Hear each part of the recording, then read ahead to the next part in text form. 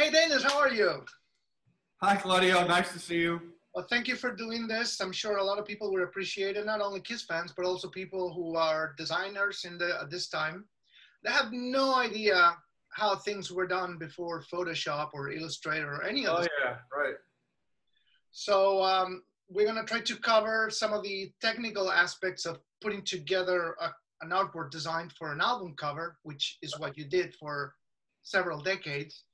So let's start by, stating that you didn't have anything to do with the first three Kiss album covers. No, the first three albums were done by the record company and record company's art department, I guess.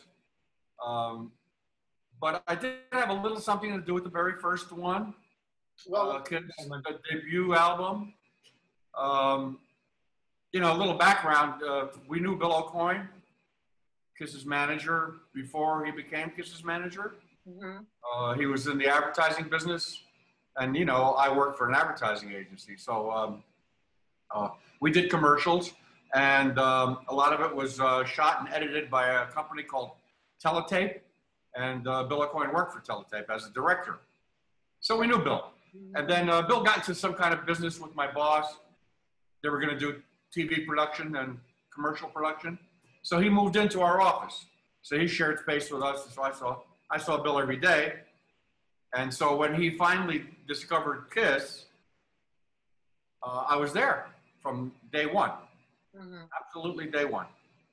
So they were coming out with their first album. He came into the art department. He said, Dennis, I'm gonna manage this rock group. They put on makeup, but they put it on badly and very sloppy. And can you come down, because you're an artist, can you come down to the photo studio and help them put their makeup on a little better before we take the picture for their debut album? So that explains why they look a little bit different than... They look different, right. But I thought about it because I'm an art director first, I think anyway, and maybe a designer second. They kind of overlap. But my art director brain said, maybe you can find somebody better than you, Dennis, to do this job. So I called this guy, David Bird, who's an illustrator, and he's a theatrical, did a lot of theatrical stuff, Broadway. So I thought he'd be into it. He was. So he came down with a couple of his assistants, and they put the makeup on, or helped. Not everybody, some people more than others, obviously. And Peter looks very different. On the debut, but they gave him a silver nose. He kept it. Right. Well, there's one thing I've always been interested in because I've experienced it myself doing, in my work, is that I've been asked a couple of times to do re-editions of certain albums that were released like 20 years ago, right? Yeah. One in particular I did, and they couldn't find the original slide. They found the one that came after it, that it was not exactly the same. It was slightly different, same lighting, same model, but it wasn't the exact shot they used for the cover. So I had to retouch it a little bit to make it look like the other. In your experience, how many of this particular shot they used was lost? They never got it back either from the printing company or the graphic design office. You mean photographs or yeah, the original slide, because the first Kiss album cover is most of it was kept in my files. I had a wall, not floor to ceiling, but a big wide wall with when we moved into that space on 655 Madison. Originally we were at a different office on 55th Street. Then we moved up to this bigger, better place, and so I kind of supervised the construction of the office and how it should be designed. And I had these slots, cabinet on the wall, very wide, and because we had big art files. And they used to be hanging files with hooks and pipes. We used to hang them, but we did away with that system. And we kept the same folders, but we just put them in the slots. And I kept everything. And everything was labeled. This is the Kiss Destroyer file, and everything would be in there, and every sketch, and if it was important. I mean, a lot of stuff got thrown away, but but photographs would be in there. Yeah. So then let's jump into Alive, which was your Yeah, right. So then I didn't do anything for the next two albums. Right. But I was there physically for the first album cover photo shoot. And then Alive. But at that point, the first three albums, just remind me if I'm correctly, when did Howard Marks started working with the band? Around 76, 75? Well, really immediately, because we did other things besides design the album cover. So I did their first little promotion, what we call the promoter tour poster. Black and white poster. It was about this big, not real big, and it was on like board, and was Kiss graphically represented. You know, it was drawn from a photo. I wish I had one to show you. And the bottom it said Kiss, and then the bottom was just left blank. And so they would be sent to local promoters. For the days. They put in their information. Right. So we did that job right away. And I guess other little things, maybe a little advertising, or I got involved with some of the marketing and merchandising right away. So we did some T-shirts, I guess, and whatever. So we were working with them, but not big time, because they weren't big time. They were small time. Right. So let's jump to Alive, when they earned their first $1 million, and they suddenly, well, not Alive. Alive made that happen, but this was a kind of a risk they took doing that double album. So tell me about your involvement in Alive. Okay, so Bill, because we're in the same physical office, I don't know why he did this, but he came into the art department again, and he said, would you like, we're going to come out with a live album with Kiss, and to try to capture their excitement that they have on stage. And as you know, the first three albums didn't sell great. And I think they were really hanging on by a thin thread. Yeah. Ready to be no more. But last effort, I think, really. He was paying the band with his credit card. That's what I hear, yeah. And so we're going to do a live album. It's going to be a double album, 2-record set. It's going to open up, gatefold, they call it. And do you want to design it? I said, yeah, absolutely, I want to design it. Always wanted to design an album cover, rock and roll, because I had never done one before, you know. And you know, it's more exciting than doing Wall Street, which is what I was doing, and diaper services, which was another one of our clients, you know. So a lot of mundane stuff, and a lot of business-to-business advertising and designing, which nobody ever saw. You would never see it. It would go in Plastics Weekly magazine and things like this. So this was very exciting for me as a designer, art director. Yeah, album, rock and roll. So he said, I got a guy who took some photos. He's gonna come up and see you, and he'll show you some photos. There's one that we like. I said, okay. And that was Finn Costello, the photographer, Finn Costello, who I never met before. And you know, I said, well, it's going to be a live album. You're trying to capture the essence of their exciting live show. And he said, yeah. And I said, why do you call it Alive? For all the people who are watching, that's not a live shot. They were posing. It was not a live shot. No, it's not a live shot. And Finn, and I said that to Finn. I said, well, not a live shot, right, Finn? He says, oh, yes, it is. I said, no, it isn't. I'm looking at it. I can tell. Not a live shot. They're posing. Right. Oh, it's live. Maybe it was a language barrier. I don't know. Finn maybe doesn't. I don't know what his nationality is, or if English. I think they also shot the promo videos for Dress to Kill in that photo shoot. Yeah. Come and Love Me and Rock and Roll Night were shot that very same day. They had the same costumes and the light looks the same. So maybe you didn't understand me correctly. I don't know what else you could misinterpret by saying it's not a live shot, but he kept saying, yes, it is. I said, okay, I give up. And I suggested the title, Alive, to Bill. I said, you know, more exciting than just live. A lot of people have that live, you know. He said, oh, okay, good idea. So you know, I had to do the, it's a double record. Was the cover just one shot or a composite of several shots? One shot, I didn't touch it. Mm-hmm. I didn't touch it at all. It was fine the way it was. And so I just used it. And I used it full bleed. There's a lot of ways you could design an album cover with a photo, right? You could make it this big on an album that big and put color around it. Mm-hmm. There's a lot of things you could do. But I said, no, bleed, you know. And I made a live, not too big, because I didn't want to it's minuscule in the corner. I did not want to interfere with the photo. I thought the photo was the thing. Didn't put a logo on it because they have their sign back there, Kiss. That is so, you know what, in my work, that is always a consideration. And sometimes when I have done an illustration that I feel very proud of, a couple of times I realized I didn't leave enough space for lettering, you know?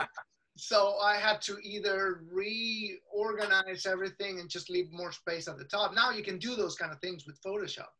So I always have two versions of an illustration, an album cover. One that is just the illustration that works well in its own composition, its own merit. And then another one just for titles, you know, with more space at the top or at the bottom, whatever they need, you know. I went to a photographer one time, and he resented the fact that I was going to be art directing the photo. I guess he felt like that was his job. Right. And I said, well, you know, there's always a little conflict sometimes. Not always, but there can be. Right. And I said, you know, I said, but I have the concept. I'm hiring you to take the picture of my concept. I'm not hiring you to give me your concept. Mm-hmm. I'm coming to you with the concept done. And the design is already done in my head. I know what this is going to look like when it's printed. Mm-hmm. I know where the typography is going to go and everything else. And I'm giving him the job. He said, you're not going to come down here and art direct it, are you? I said, well, okay, if you feel that strongly about it, no, I won't come. How much I said, but how are you going to, you know, frame this? And he's telling me how he's going to frame it. And I said, and where's the type going to go? And I made him feel like an idiot. Right. I said, I have a headline, I have 2 paragraphs of type, and you're not leaving me any room for it because you don't know what you're talking about. And he gave up, you know. So there you go. Yeah. How much of that did you have to deal with during your time with KISS, either with photographers or illustrators or whoever it is that you felt kind of an ego clash whenever you gave them directions? So, give me the gist of that again, because I missed a little bit. Oh, so I said, how much did you have to deal in that area with people's ego, whether it's a photographer or an illustrator that they felt you were stepping into their, you know, yes, zone. That's right. And Did you have a lot of that? They may not understand the role of the art director. They just think he's somebody who calls up and hires them. Right. And in some cases, that's true. There's a lot of art directors who are not designers, mm-hmm. really. They're not as involved in that project as deeply as I was all the time. And you have to be, so to answer your question, very often, if not every time, you have to be aware of their ego, aware of where they're coming from, know it before you get in, you know how you're going to approach them, how you're going to talk to them, how you're going to present the problem to them, mm-hmm. make them feel that they are a collaborator, mm-hmm. not just a hired hand, respect their opinion and their input. But in the meantime, in my head, it's going to be me. You know what I mean? So you got to be diplomatic. So it's fair to say that your job, also, apart from the artistic skills, it required a lot of human relationship skills. No question about it. I was in situations where I had to be the arbitrator, and I had to, a million things. And I negotiated prices also with these guys. So interesting. So going back to Alive, tell me a little bit of the design itself. Whose idea was to do the letters inside?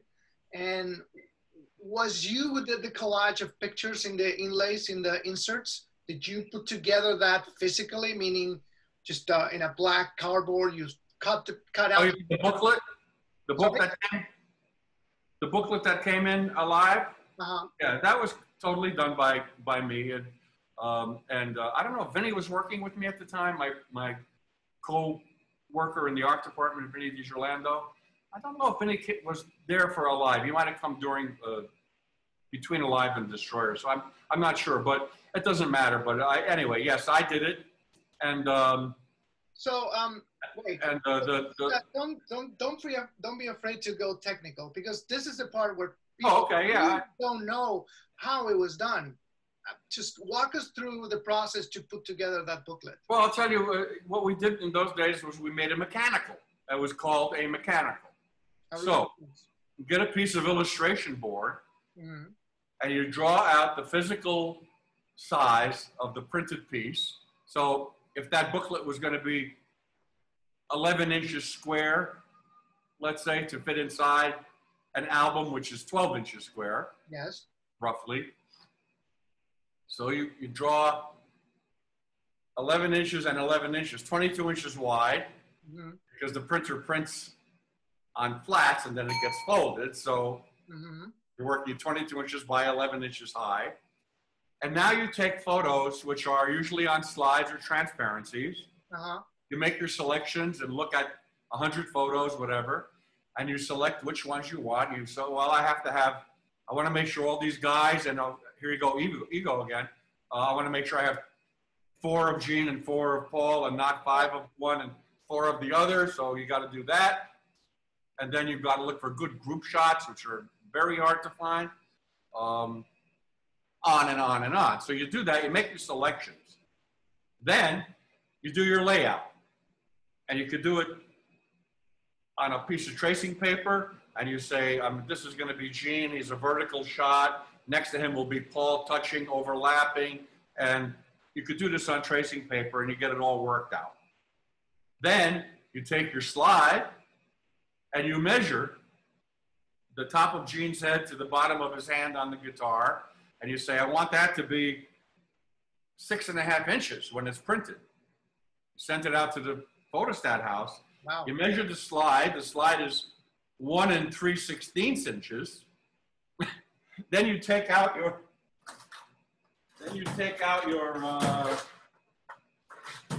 proportion wheel. Wow. I haven't seen one of those in a while. You take out your proportion wheel and you go 2 1/16 to let's see. Well, I'll do it. 2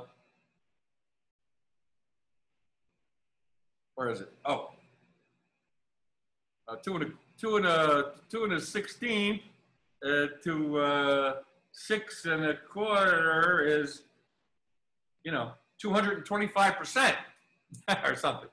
So you go and you write the instruction to the Photostat house. The Photostat is a cheap photo reproduction, black and white, and you go 600%, 1 matte, that's the finish of the paper, positive, or you could call it a second print because they have to make a negative first. So if you ask for a second print, you're asking for a positive. Were those positives done in photographic paper? Were what? Were the positives, the prints done in Yeah, it's photographic paper, but it's photostat paper. It's not high quality photographs. They're not used for reproduction. I see. They are used for position only. And this is the term we use. So then you take the photostat, and there it is to your size with a lot of extra stuff that you're not going to use on it, background, what have you.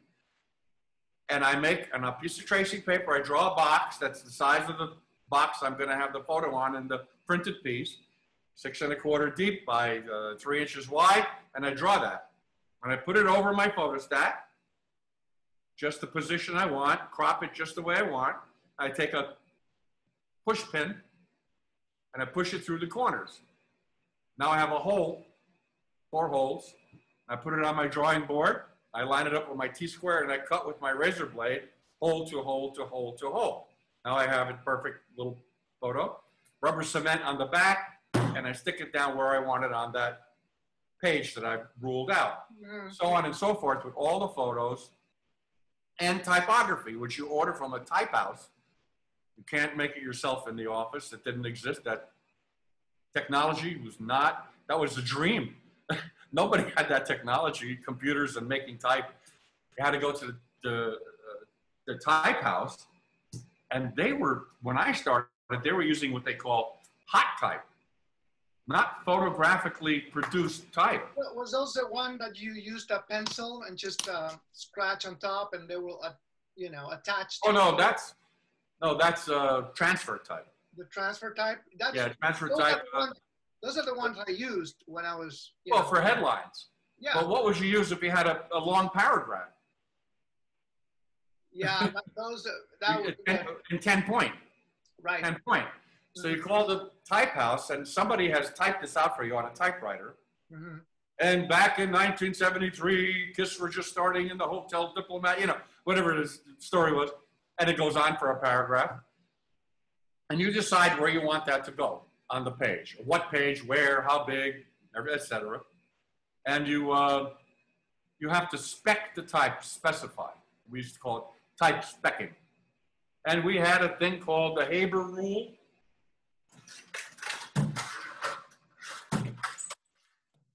And if I find my Gerber, oh, here it is. Every art director, every art department had this. Mm-hmm. And you can see here, I mean, it says this is 13-point type and 11-point type, each line, and other point sizes, and picas. Picas is the width that you set the paragraph to, how many picas wide. And so you would sit there, and by mathematical computations, Helvetica gets, a 10-point Helvetica gets 1.79 characters per pica. And you count all the characters on your typewritten sheet, count all the characters, letter by letter by letter, divide, multiply, etc., and you will get, if you set that in 10-point Helvetica at 20 picas wide, how deep that will go. And if that's good in your head, then that's how you specify. I want this set, and you write it on a typewritten sheet that some secretary in your office typed. Set this in 10-point Helvetica with 2 points of lead. That's 10 over 12, you would say. 20 picas wide. Then you would get these next day, not any sooner, the next day.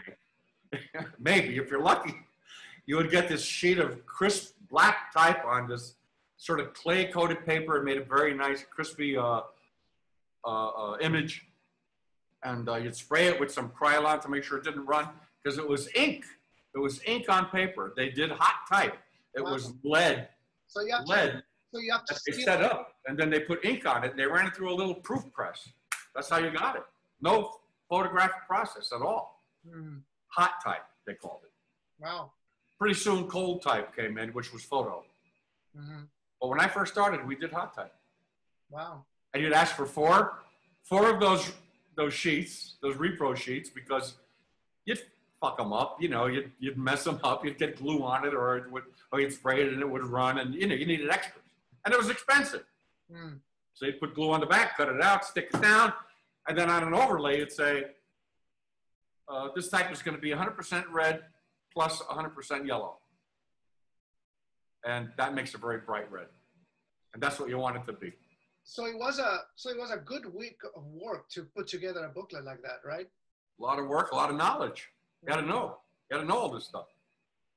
But, you know, now you don't have to know any of that stuff. You just, I don't know, you click and you just go and move it around, and it's move it around, make it a color. Who cares what percentages of process colors they are? You don't care. You just, hey, it's orange. I want it to be orange.